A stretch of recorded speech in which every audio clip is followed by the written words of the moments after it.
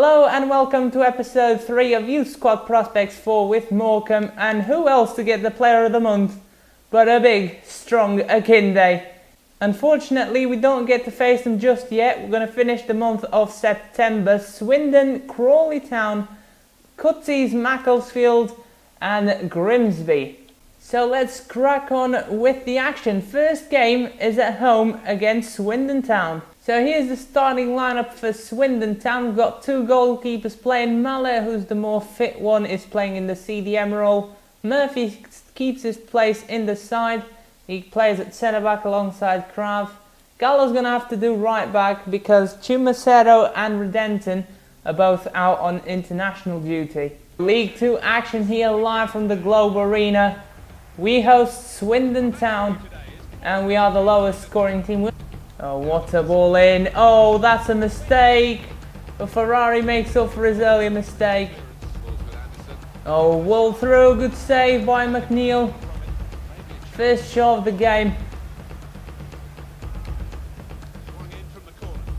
Oh, and again, good save McNeil.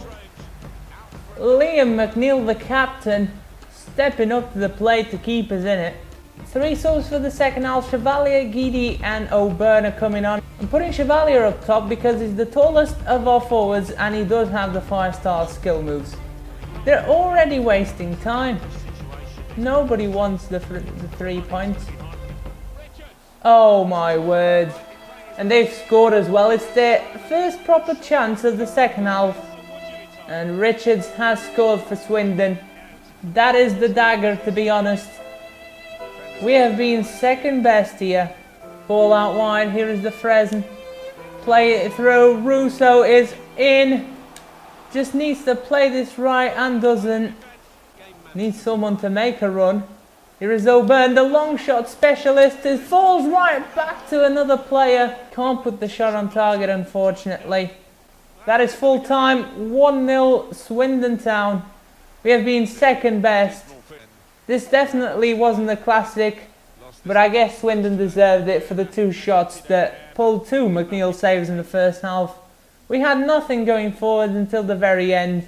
Somehow our best player on the pitch was Farrell and not Liam McNeil. Well, their man of the match was Lancashire with a 9.1. Kept the clean sheet. So here is the training that I'm going to put on Gallo. I want him to be a striker, so finishing and strength, ball control, dribbling, all that needs to go up. And he gets a C and a B. A good session overall. 3 C's, 1 for Gallo in the shooting, an A for Lacroix and a B for Gallo in dribbling. Well, next game we're travelling away to a struggling Crawley. We are next to them in the table. It's a must-win game. Chumacero and Redenton are back. Couldn't have been better news. Starting lineup on screen. This is probably the strongest team we have. I've kept Farrell because he was the best player on the pitch last time. And O'Byrne is back in the side. Redenton and Chumacero are also back from international duty. League 2 action here live from the Broadfield Stadium. We did Crawley Town in FIFA 18. We did a special video. I played the save with extreme rules. It's a nice welcome back to this stadium. We're playing against one of the real life players from Morecambe, Andrew Fleming. I've also got him on Ultimate Team. He's not a bad player and we need to watch out for it. Here's Chumacero. Now Russo. Come on Russo. Oh, it's a good block by Ngala. And that is half time. Last action of the first half was that effort from Russo blocked. If that would have gone past the block, I think it would have been in. Farrell, Gallo and Santoro are off for Chevalier, Duffy and Ferrari. I'm moving the Fresn over to the central attacking midfield spot. Duffy, the Fresn. Yes, still the Fresn. Good skill and it's over the bar. Nowhere for me to go. Yes, Ferrari, good block. It's an excellent cross. Inside, good save McNeil. First chance for Crawley there. Yes, Guidi does well. Can we have one final attack? No, we can't. Referee blows the whistle. We probably don't deserve it either. 0-0. Let's forget about that game quickly. 3 highlights, a yellow card for Paulian, a save from McNeil and a miss from De Fresne. Man of the match, De Fresne, tried everything this game. Nobody, and I do mean nobody, was helping out. It's incredible how I am better at shooting in this game, especially with the time shooting thing, than at passing the ball with these players. Third game of this episode, and we're playing third place Macclesfield at home. After the poor run of form we've had, there couldn't have been any worse timing. Starting lineup on screen, this is probably our strongest side at the minute. Chevalier gets in on the right and the rest stays the same. If this doesn't work, I might change the formation. League 2 action here live from the Globe Arena, and we're hosting Cutsy's Macclesfield. I'll leave the playlist link of that series in the top right in the eye. Click on it, there'll be his playlist series link, and I'll also leave his channel link in the description like I always do. He's doing this similar style of series with Macclesfield. He is the godfather of this series, so it's only fair to shout him out. Effort in, and it's a goal. Whittaker has scored for Macclesfield, and that was a great goal. Good passing move here by Macclesfield, and bang, straight into the top corner. Liam McNeil couldn't have done anything about that. Half time, and it's 1-0 to Macclesfield. Nothing happened after their goal, which was truly the first and only big chance of the half for either side. Santoro, Gallo and Redenton are off for Farrell, O'Byrne and Duffy. De Fresne moves into the cam spot and Chevalier moves into his favourite left wing position. Let's hope for better things in the second half. These players can't skill, they can't pick a pass. All I can do is defend. No wonder why we're the worst scoring team in the league. These guys can't create a chance to save their lives. Is there enough time for a counter-attack? Don't think so. No, of course there isn't. 1-0 Macclesfield as the full-time whistle is blown. Yeah, again, we have nothing going forward. We can't pick a pass. We can't skill, we can't run, we get out-muscled. We get outplayed, basically. Our biggest strength is defending. And our goalkeepers keeping us in most of the matches. But we're still not able to create any chances whatsoever. Look at that, 3 highlights, boring game. We didn't have a shot on target. They had 2 and scored with the 1. Man of the match, Danny Whittaker, deserved, to be honest. He scored the only goal of the game. We didn't have a single shot on target. Jeremy Redenton, our best player on the pitch. Unfortunately, I played this game once and the Elgato corrupted. And I scored an absolute thunderbolt with a Jeremy Redenton from over 25 yards out, and I actually got some proof here because I won a trophy whilst doing so, which was pretty cool as well. But my Elgato had to crash, of course.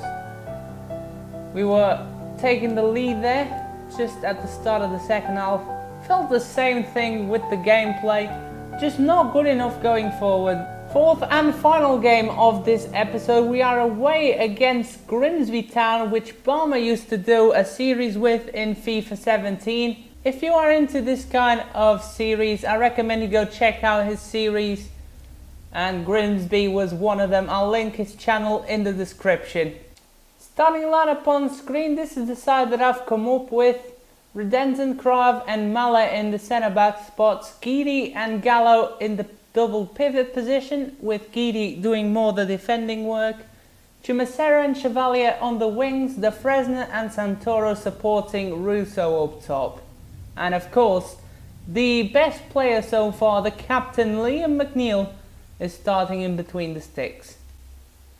After this, I don't know what I should try next, because I'm literally crowding the attack to get more chances in a game.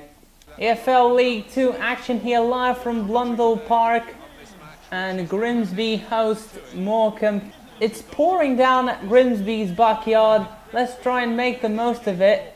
We like to be direct, this will definitely help out the game plan. The ball rose, good ball through, McNeil does well. defense was caught napping there yet again. Gallo, Guidi over the top. Look at Chevalier go. Can he keep it in? He can just. The Ronaldo chop. The cross is in. What a goal! What a goal that is. That was a fantastic acrobatic effort. I think it's Russo, number 9. What a bicycle kick that is. Oh. Great Ronaldo chop by Chevalier. And this is goal of the series so far by a mile. Unfortunately, Redenton's effort against Macclesfield is not on the running anymore because it has to be wiped away from history. But we have another stunning goal this episode, and what a time to produce it. Nicola Russo, take a bow. There is Hooper, Cook, Hooper again. Put the challenge in, oh my word. I've pressed the tackle button 3 times and he did not put a challenge in. He just stood there, the defender. I don't know who it is, but it's let Dixon score an easy tap in because of that easy cross. This is what I mean when I say the game is rigged. So Hooper here has the ball on his feet. Gallo is in. I'm running in, and right there, as I've seen the first touch, I've already pressed the tackle button, and he takes another step, and then he should go for the ball. But instead, he keeps on jogging, and then tries to take the ball, but Hooper has already sidestepped it because he anticipated it. Now the goalkeeper, Mallet, we know he's not a defender or anything, he's got red stats, but if I'm telling you to do something, you should do it no matter what.